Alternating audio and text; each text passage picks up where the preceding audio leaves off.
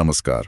आज की चर्चा का विषय है संगति का प्रभाव हम सब पर। बिल्कुल। वो पुरानी कहावत तो है ही कि किसी को जानना हो तो उसके दोस्तों को देखो। हाँ, सुना है। हमारे पास एक निबंध का अंश है जो इसी सवाल की तह में जाता है, कुसंगति के दुष्परिणाम। अच्छा। तो चलिए पड़ताल करते हैं कि ये निबंध संगति के असर को कैसे देखता है और हमारे आसपास के लोग वो हमें कैसे बनाते या बिगाड़ते हैं। बिल्कुल। देखिए, मनुष्य एक सामाजिक प्राणी है ना?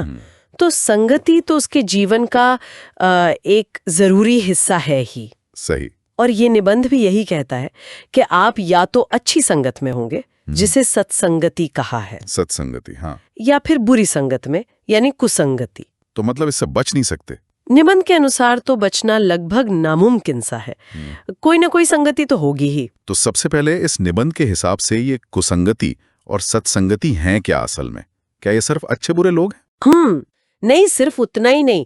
निबंध कहता है कुसंगति सिर्फ बुरे लोगों का साथ नहीं है। अच्छा। तो फिर ये वो माहौल है, वो क्या कहते हैं, वाइब है जो इंसान को गलत रास्ते पर ले जाए, उसमें बुराइयां पैदा करे।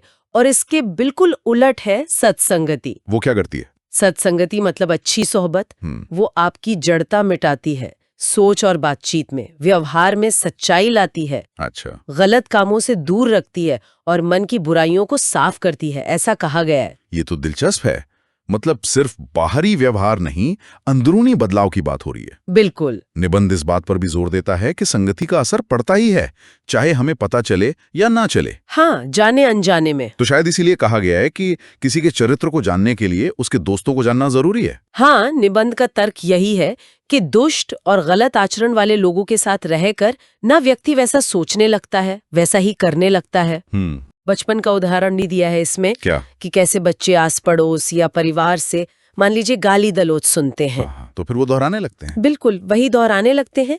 और एक खास बात जो लेखक कहता है, अच्छी आदतें सीखने में मेहनत लगती है, समय लगता है। सही बात है। पर बुरी आदतें वो बहुत जल्दी पकड़ में आ जाती हैं। ये सोचने वाली बात है कि बुरी चीजें ज्यादा आसानी से क्यों असर करती हैं। खैर, अगर कोई कुसंगति में पड़ जाए तो निबंध के मुताबिक उसके परिणाम क्या होते हैं? परिणाम तो काफी गंभीर बताए गए हैं। जैसे कि ऐसा व्यक्ति सही सलाह सुनना बंद कर देता है।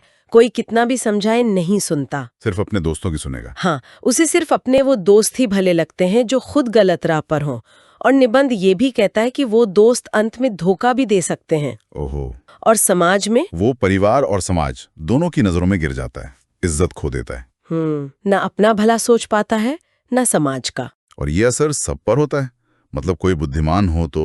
निबंध तो यहाँ तक कहता है कि प्रतिभाशाली और बुद्धिमान लोग भी इसके असर से बच नहीं पाते। सच में? हाँ, अच्छे विद्यार्थी पढ़ाई में पिछड़ने लगते हैं, घर तक बर्बाद हो जाते हैं, ऐसा लिखा है। ये नजरिया तो बड़ा निश्चित सा लगता है, जैसे एक फिसलन भरा रास्ता हो जिससे वापसी मुश्किल हो। हाँ, कुछ ऐसा ही भाव है। एक और बात कही गई है कि अच्छा इंसान बुरे की संगत में आसानी से बुरा बन जाता है, पर बुरा व्यक्ति आसानी से अपनी बुराई नहीं छोड़ता। हाँ, ये बिंदु भी उठाया गया है। क्या ये थोड़ा मतलब व्यक्तिगत इच्छा शक्ति को कम आंकना नहीं है? देखिए, निबंध का दृष्टिकोण इस मामले में काफी सख्त लगता है।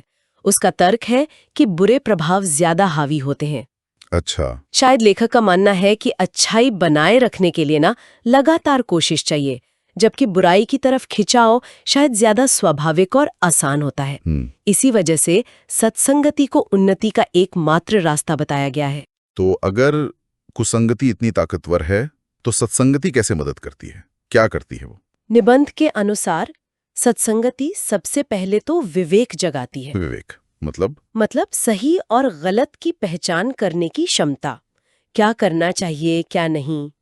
अच्छा, ठीक है। इससे फिर सच्चाई और अच्छे मूल्यों के प्रति झुकाव बढ़ता है, आत्मविश्वास मजबूत होता है। और परिवार?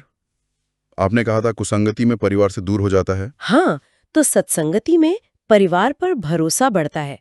वो रिश्ते मजबूत होते हैं जो कुसंगति में अक्सर टूट जाते हैं। अच्छा, क्या निबंध में सत्संगति पाने के तरीकों का भी जिक्र है? मतलब कैसे मिले अच्छी संगत? हाँ, 2 मुख्य तरीके बताए हैं। क्या है वो? पहला तो है किसी बुद्धिमान, जानकार और गुणी व्यक्ति का सीधा साथ मिलना, उनके साथ रहना, सीखना। सीधा संपर्क। और दूसरा है अच्छी किताबों और अच्छे विचारों के माध्यम से सीखना। किताबें, हाँ, इस नजरिए से अच्छी किताबें भी महान दोस्तों की तरह ही है, वो भी सही रास्ता दिखाती हैं। ये अच्छी बात कही। एक बहुत सुंदर उपमा भी दी गई है इसमें। बताइए। जैसे चंदन के पेड़ पर सांप लिपटे रहते हैं, है ना? हाँ, सुना है। पर उससे चंदन अपनी खुशबू और शीतलता नहीं खोता, वो विषैला नहीं होता। सही। वैसे ही सत्संगी व्यक्ति पर बुरे माहौल का असर आसानी से नहीं होता, उसमें वो ताकत आ जाती है। मतलब ये सिर्फ लोगों की संगत नहीं, विचारों की संगत भी उतनी ही महत्वपूर्ण है। बिल्कुल। आप क्या पढ़ रहे हैं, क्या सुन रहे हैं, क्या सोच रहे हैं, वो सब आपकी संगत है। तो इस पूरी चर्चा का सार इस निबंध के अनुसार यही निकलता है कि संगति हमारे जीवन की दिशा तय करने में बहुत बहुत अहम भूमिका निभाती है। हाँ, निर्णायक भूमिका कह सकते हैं। जीवन में आगे बढ़ना है, सफल होना है, तो सही संगति चुनना अनिवार्य है। बिल्कुल। जैसा कि निबंध कहता है, जीवन में जीत और हार बहुत हद तक हमारी संगति पर ही निर्भर करती है। सच्चाई से सच्चाई जन्म लेती है, अच्छाई से अच्छाई और बुराई से बुराई, ये एक तरह का नियम बताया गया है।